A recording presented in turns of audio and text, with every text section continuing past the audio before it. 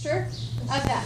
So again, the question was, what are the enzymes that we're dumping into the duodenum from the pancreas? You guys said it was lipase, trypsin, and nuclease. Okay, good. So those are the passageways. So Peyton asked last class about what happens if you get your gallbladder removed.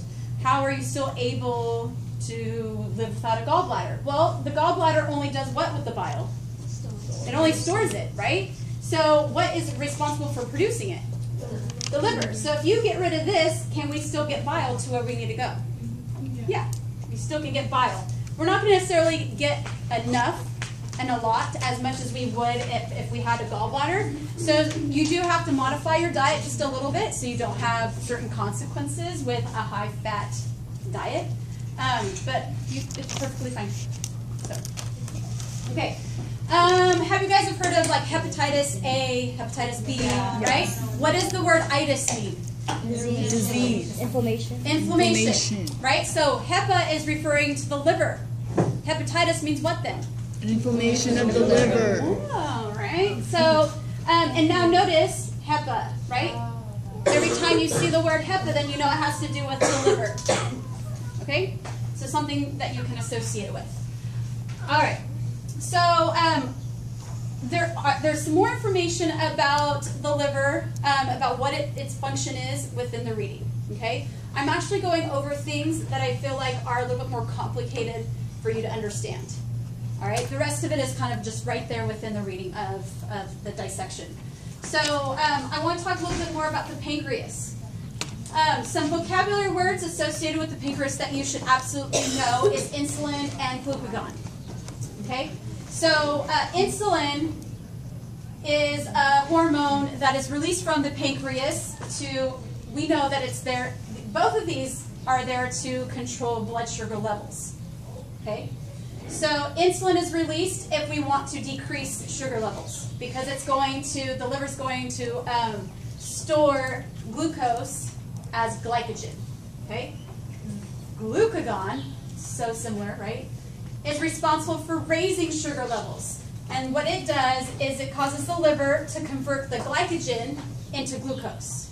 So your sugar levels increase. Okay?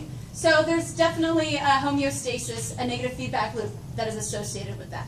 All right? In the reading, it talks about somatostatin. It's considered to be both a hormone and a neurotransmitter. Okay, so a couple reasons. A hormone because it helps to regulate the release of other hormones. Okay, so I should say that's the neurotransmitter. The hormone, as it acts as a hormone, it refers to slowing down the digestive system, like the functions of the digestive system itself. The neurotransmitter piece is regulating the release of other hormones. Sorry. So, for example, and again, it's in your reading, but I just wanted to make sure you understood it. So, if there's an increased level of somatostatin in that the pancreas releases, that causes a decrease of insulin being released from the pancreas as well. Okay? So if insulin is decreased, what's going to happen to our sugar levels, right? Well, we're going to stop storing the sugar, which then means our blood sugar will increase. Okay? So I just wanted you to that's the basics that I really want you to know. So this plays a very important role in regulating these hormones. All right? Specifically insulin. So I know you guys are aware of like type 1 diabetes and type 2 diabetes. I know Arlette had her VO2 Max project was on that, and she talked about type 1, the differences. Do you guys remember the differences? Arlette, go ahead. Okay. So type 1 is the one that you're born with, it's genetic, right? Type 2 is the one that develops over time. Okay? So Arlette, do you want to add to type 1 at all? Like basically what can't you produce? Insulin. You can't produce insulin, right? She has to take insulin shots, or you might have like a little machine that just automatically gives it, but she can't produce this, right?